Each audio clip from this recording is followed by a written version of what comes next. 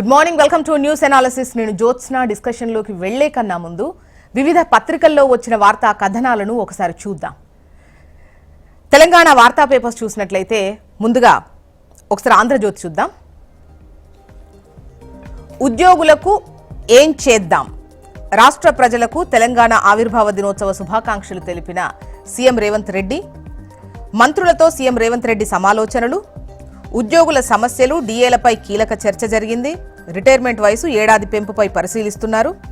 మరింత పగడ్బందీగా రైతు భరోసా అమలు చేయాలన్నటువంటి ఆలోచనతో ముందుకెళ్తున్నట్టుగా తెలుస్తోంది. ఇక సంక్షేమం క్షేత్రస్థాయికి వెళ్లేలా విస్తృత ప్రచారం. యువ వికాసం, భూభారతి, ఇందిరమ్మ ఇళ్లపై చర్చ. 5న కేబినెట్ భేటీ ఉంది. అన్నింటిపైన ఒక నిర్ణయం తీసుకునే అవకాశం ఉంది. ఇక ఎన్డీఎస్ఏ నివేదికకు ఓకే. నిర్మాణ సంస్థపై చర్యలకు సిఫార్సు చేయబోతోంది మంత్రివర్గం. ఫోన్ ట్యాపింగ్, కవిత అంశంపై ఈ భేటీలో చర్చ కూడా జరిగినట్టుగా తెలుస్తోంది.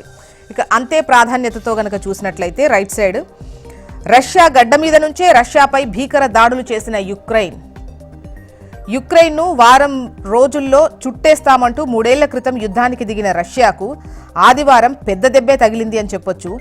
ఈ యుద్ధం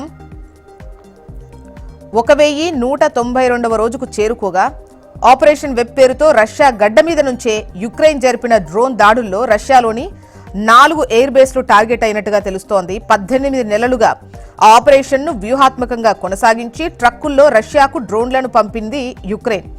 ఆధునిక యుద్ధ తంత్రంలో తమదైన ముద్ర వేస్తూ రిమోట్ కంట్రోల్స్తో ఆకస్మిక దాడులు జరిపినటువంటి విషయాన్ని ఇక్కడ హైలైట్ చేస్తూ యుక్రెయిన్పై రష్యా ప్రతీకార దాడులు, 12 మంది యుక్రెయిన్ సైనికుల మృతి. మొత్తానికి రష్యాలో కూలిన 2 రైలు వంతెనలు, గూడ్స్ ప్రయాణికుల రైళ్లకు ప్రమాదం. యుక్రెయిన్ పనే అని అనుమానం. ఇక ఈనాడు చూద్దాం. ఈనాడులో మనకు టాప్ ఐటంగా, బ్యానర్ ఐటంగా లోతైన పరిశీలన తర్వాతే యువ వికాసం అంటూ వార్తను హైలైట్ చేశారు. యాక్చువల్గా ఇవాళ ప్రారంభం అవ్వాలి యువ వికాసం, బట్ వాయిదా పడింది. సో పూర్తి పరిశీలన చేసిన తర్వాత అర్హులైన వాళ్లకు ఖచ్చితంగా రావాలి, అనర్హులు లబ్ధి పొందకూడదు. పూర్తి పరిశీలన తర్వాత ఇది ప్రారంభించేటువంటి అవకాశాలు ఉన్నాయి.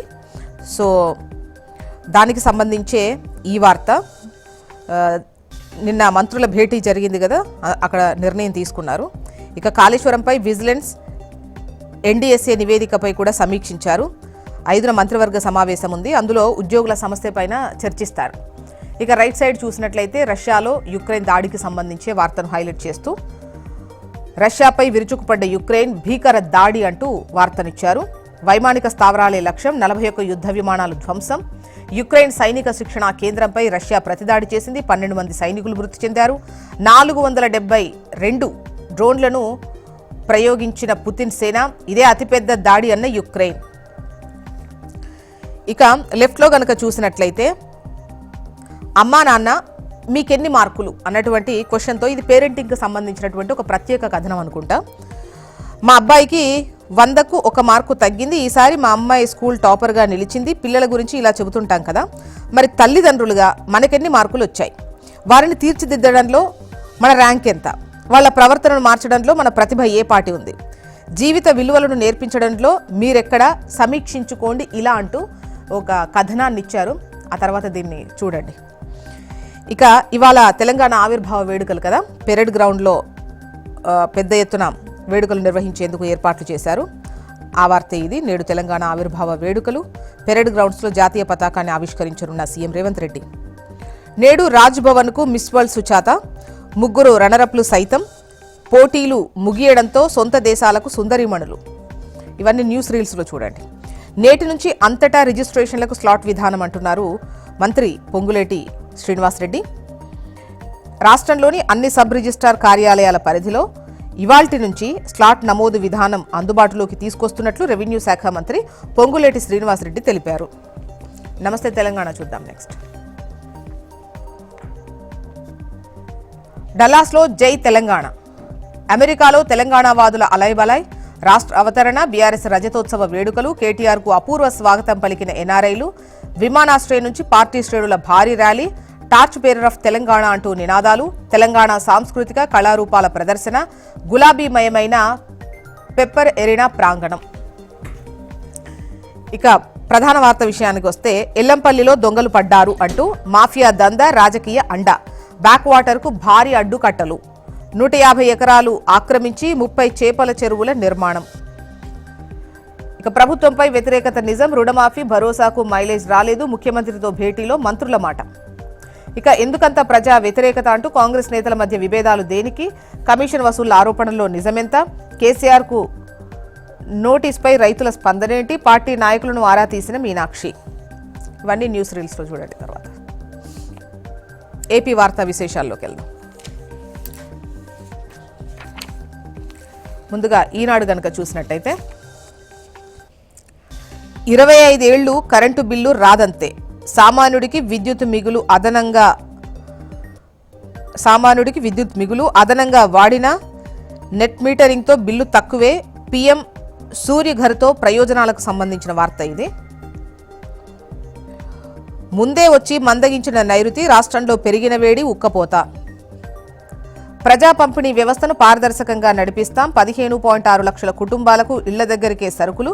గతంలో ఎండియు వాహనాల పేరుతో బియ్యం పక్కదారి, రేషన్ దుకాణాల ద్వారా నిత్యావసరాల పంపిణీ ప్రారంభంలో మంత్రి నాదెండ్ల. ఆంధ్రజ్యోతి చూద్దాం.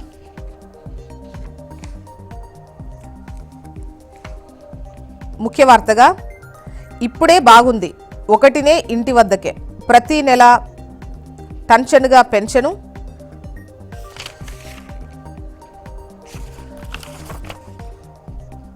పెన్షన్ 1వ తేదీనే ఇంటికొచ్చి మరి ఇవ్వడానికి సంబంధించి ఇప్పుడే బాగుంది గతంలో కన్నా అనేదే ఈ వార్త సారాంశం.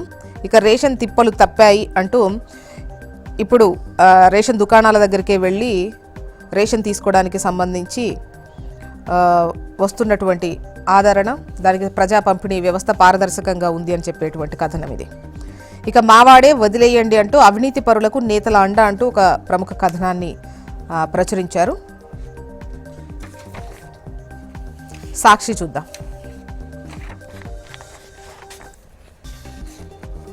ఆగిన రేషన్ బండి, నడి రోడ్డుపైకి బతుకు బండి. నాడు ఇంటి తలుపు తట్టి పేదలకు రేషన్ అందించిన జగన్ సర్కార్ నేడు నడి రోడ్డుపైకి నెట్టి చంద్రబాబు సర్కార్ రాక్షసత్వం అంటూ పేదలపై ఎందుకింత కక్ష అన్నటువంటి లైన్తో ఈ కథనాన్ని ప్రచురించింది సాక్షి. ఇదే ఇక్కడ బ్యానర్ ఐటమ్. మొత్తానికి ఇవి ఇవాళ వివిధ పత్రికల్లో వచ్చినటువంటి వార్తా కథనాలు. ఇప్పుడు ఒక చిన్న బ్రేక్ తీసుకుందాం. బ్రేక్ తర్వాత డిస్కషన్లోకి వెళ్దాం. Stay tune.